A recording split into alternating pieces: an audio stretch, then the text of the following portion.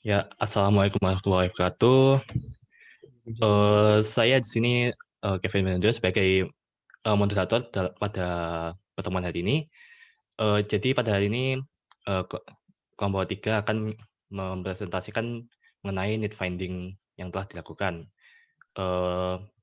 Untuk Zulti, saya persilahkan. Assalamualaikum warahmatullahi wabarakatuh. Perkenalkan, nama saya Muhammad Zudiafi Abi, NRP 135. Saya di sini mewakili kelompok saya, yaitu kelompok 3, untuk mempresentasikan latihan 1 yang berjudul Easy Coding. Ya, jadi pada latihan 1 ini kami melakukan penggalian mengenai kebutuhan user dengan menggunakan need finding metodologi. Lalu di sini kami melibatkan 4 narasumber. Mereka merupakan mahasiswa dari berbeda jurusan dan institusi, lalu mereka memiliki background yang berbeda-beda. Yang pertama, terdapat 1 extreme user, lalu terdapat 2 pengguna biasa dan 1 pengguna awam. Lalu mengapa kita memilih background berbeda-beda? Karena agar kami mendapatkan sudut pandang yang berbeda pula. Lalu caranya bagaimana? Kami menggunakan aplikasi Zoom Meeting.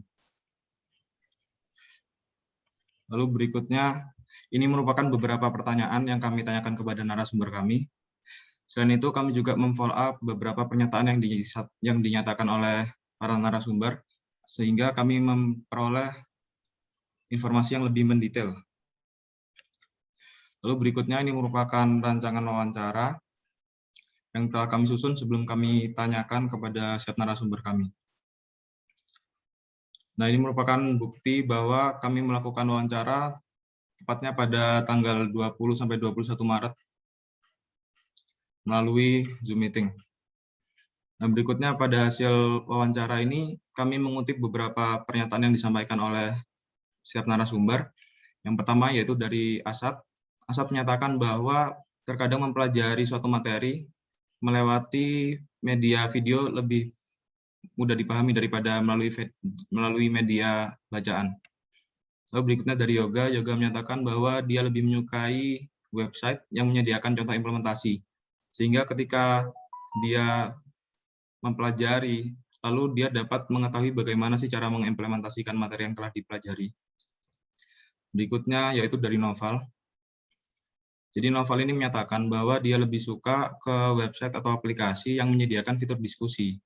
Jadi terkadang ketika kita melakukan latihan pada suatu website ya, ketika kita tidak bisa dan mencoba melihat solusinya, terkadang itu kita masih belum paham, sehingga di sini fitur diskusi diperlukan.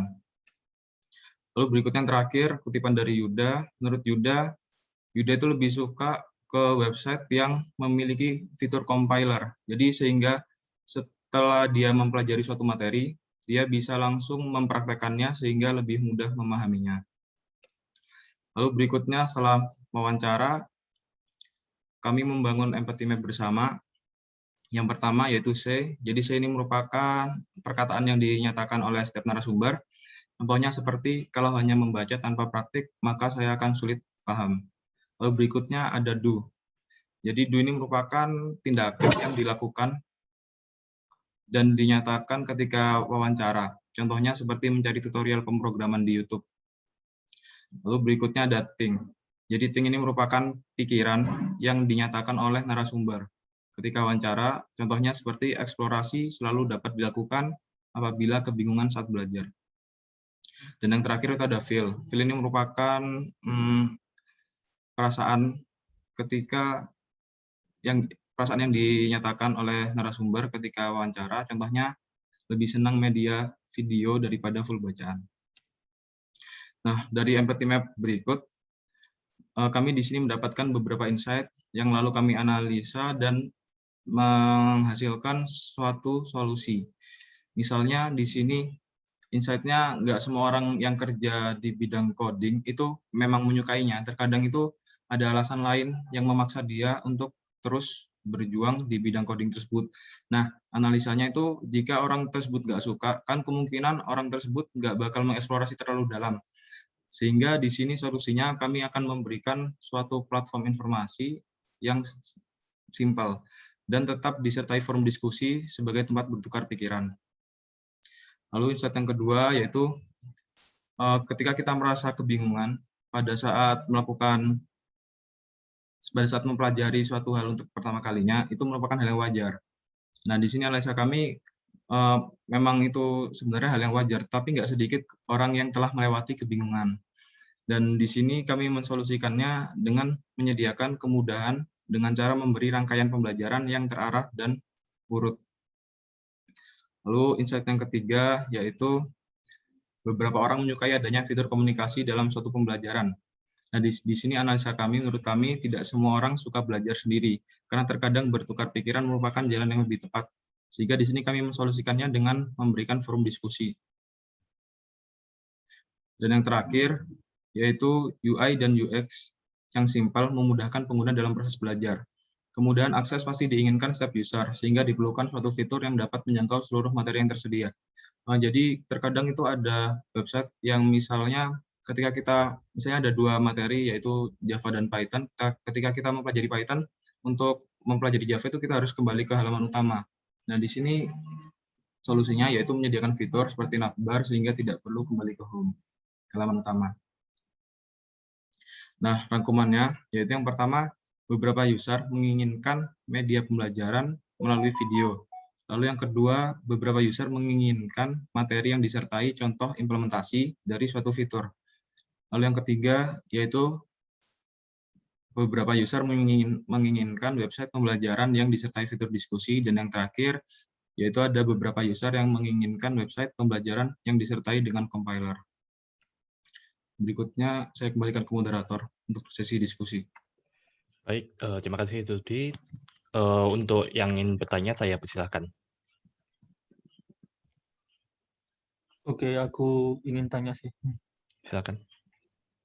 Oke, saya tadi Muhammad Alif Nur, NRP 0058, mungkin bisa ke slide interview.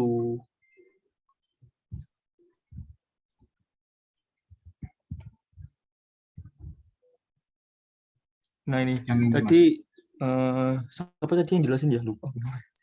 Zudi ya?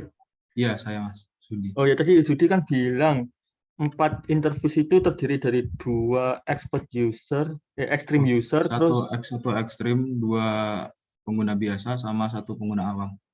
Ya itu maksudnya nilainya dari gimana ya? Maksudnya apakah sering ngodingnya atau sering belajar ngodingnya atau emang dari pekerjaannya atau gimana? Ya itu sih pertanyaanku. Terima kasih. Ya, terima kasih Mas atas jawabannya. Ini mau ditampung apa langsung dijawab? Ya dijawab langsung nggak apa-apa sih. Dijawab ya. Jadi kalau extreme user itu emang lebih ke orang-orang yang sebenarnya udah malah keproyekan gitu Mas. Jadi kayak udah pernah mengerjakan sesuatu hal. Kalau di sini saya namanya tuh Yoga. Ya, Yoga Cahya Ramadan kan dia udah mulai proyekan bikin web developer.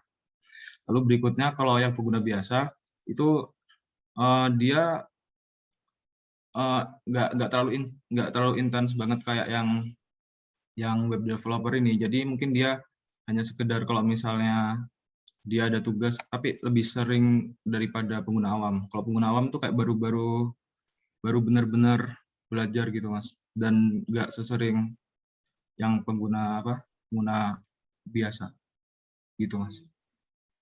Oh, oke. Paham. Oke, terima kasih. Ya, sama-sama Mas. Baik, terima kasih. Untuk pertanyaan selanjutnya, dipersilakan. Aku mau nanggepin, aku dari NRP 147. Tadi kan ada insight kalau user lebih suka ke adanya fitur diskusi atau komunikasi. Nah, terus kan tadi kalian ingin menyediakan ada fitur pembelajaran yang bisa komunikasi diskusi kayak gitu kan. Itu fiturnya kayak ada live chat-nya atau kayak Brainly yang bisa kasih komentar atau seperti apa ya? Fitur yang dimaksud. Makasih. Saya izin menjawab. Kalau menurut kami, sepertinya bakal lebih ke Brainly, karena kan ketika user satu akses kan belum tentu user lainnya ketika pas akses. Jadi mungkin lebih ke itu, ke mirip Brainly daripada live chat. Terima kasih tanggapannya. Sama-sama, Dre. Baik, terima kasih semuanya karena waktunya sudah habis. Saya tutup sekarang. Terima kasih. Wassalamualaikum warahmatullahi wabarakatuh. Waalaikumsalam.